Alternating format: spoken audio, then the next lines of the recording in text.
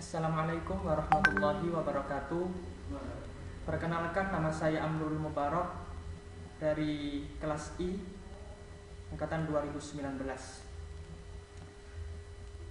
Di tengah wabah COVID-19 ini, saya berharap marilah kita semua warga Indonesia saling bahu-membahu menyatukan energi, doa dan tenaga untuk bersama-sama melawan wabah COVID-19 ini.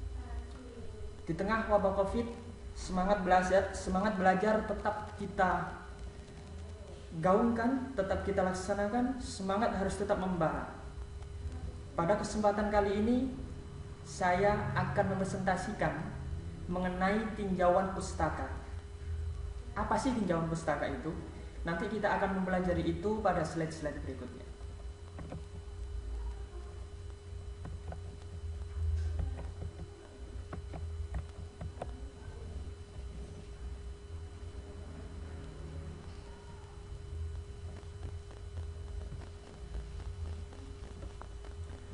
Tinjauan pustaka. Apa yang kita pelajari pada tinjauan pustaka kali ini? Yang pertama, kita mempelajari pengertian. Yang kedua, tujuan. Yang ketiga, langkah penyusunan. Dan yang terakhir adalah hal-hal yang perlu diperhatikan dalam penyusunan tinjauan pustaka. Pertama, kita belajar pengertian. Pengertian dari tinjauan pustaka sendiri ialah bagian dari karya tulis sebagai hasil dari proses membaca, memahami, penelitian atau pengetahuan yang telah diteliti oleh para ilmuwan, para ahli sebelumnya, untuk kemudian kita tulis secara terstruktur sebagai dasar teori penelitian kita. Itu secara pengertian. Terus tujuannya apa? Tujuan tinjauan pustaka yaitu sebagai landasan pemikiran, dasar teori untuk memperkuat penelitian yang sedang kita lakukan atau yang sedang kita kaji. Jadi sebenarnya tujuan ini sudah dapat kita ketahui dari pengertian tinjauan pustaka itu sendiri. Oke, berarti intinya tinjauan pustaka itu bagian dari karya tulis yang kita gunakan sebagai landasan-landasan teori yang berupa teori secara tertulis, teoritis, atau fakta-fakta yang sudah diteliti kemudian diungkapkan dalam bentuk tulis oleh para peneliti, yang kemudian kita ambil, kita taruh dalam karya tulis kita sebagai landasan teori yang dapat memperindah dan memperkuat karya tulis yang kita buat.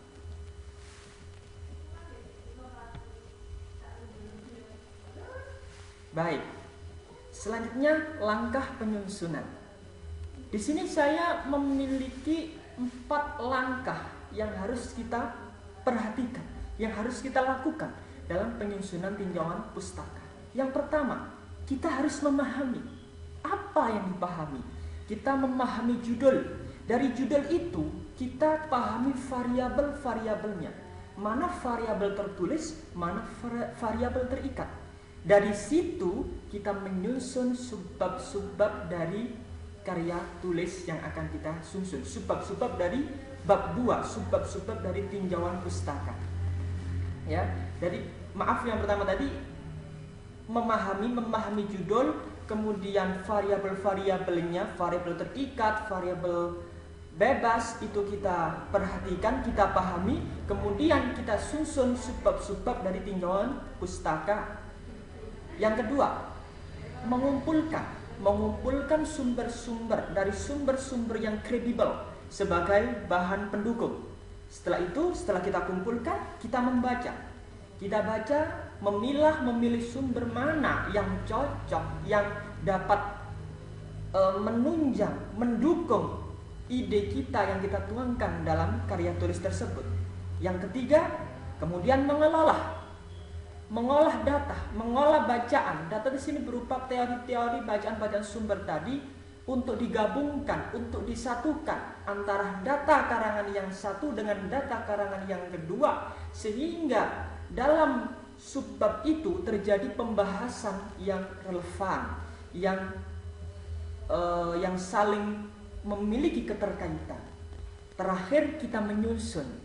Kita susun karya tulis, kita susun tinjauan pustaka secara sistematis, dengan variabel-variabel sudah ditentukan, dengan catatan-catatan kecil yang sudah kita tulis dalam pengolahan tadi.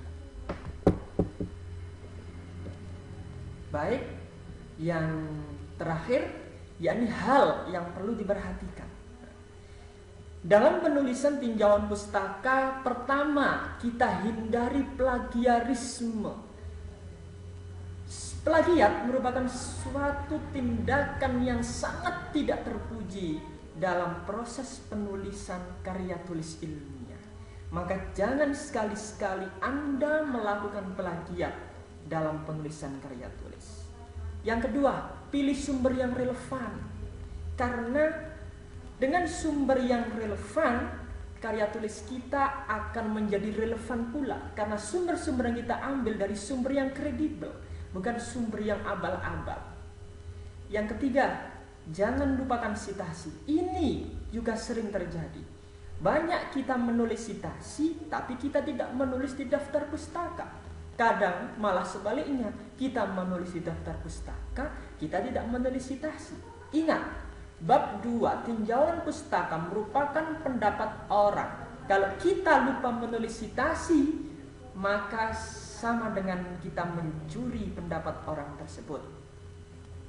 Yang keempat, gunakan pengaturan otomatis agar sistematika penulisan rapi, agar tulisan-tulisan itu menjadi baik, rapi, terstruktur, maka gunakan pengaturan-pengaturan otomatis. Yang kelima, jangan alergi bahasa Inggris. Kenapa? Karena bahasa Inggris merupakan sumber ilmu pengetahuan saat ini. Karena kita jika berpatok hanya kepada skala nasional, itu sangat terbatas. Tapi bahasa Inggris adalah melingkup skala internasional. Dan penelitian dalam lingkup internasional dibahasakan dalam bahasa Inggris. Dan itu merupakan sumber yang sangat luas jika kita paham dengan bahasa Inggris. Makanya coba, jangan Anda takut, lakukan. Pertama, memang kesusahan, tapi dengan kebiasaan-kebiasaan yang kita lakukan, maka dengan mengambil sumber berbahasa Inggris akan lebih mudah. Yang nomor 6, yang terakhir, harus urut dan sistematis. Bab 2 harus terstruktur, harus urut bagaimana penyampaian teorinya yang sudah ditentukan variabel bebas, variabel terikatnya, itu harus dipahami. Walaupun penyusunan teori harus dapat mendukung dan saling memiliki keterkaitan satu sama lain. Itu saja materi yang dapat saya sampaikan pada hari ini. Kesimpulan dari tinjauan pustaka ini adalah tinjauan pustaka adalah dasar teori pengambilan secara tepat, sangat menentukan arah penelitian. Serta pengambilan dasar teori juga harus memperhatikan ketentuan kode etik penulisan. Itu saja yang dapat saya sampaikan, kurang lebihnya saya mohon maaf. Selamat menikmati belajar dan selamat berjuang di tengah wabahnya wabah COVID-19. Semoga ilmu yang saya sampaikan ini dapat bermanfaat untuk kita semua dan kita diberikan kesehatan, keselamatan dalam menjalani kehidupan kita selanjutnya. Sekian, wassalamualaikum warahmatullahi wabarakatuh.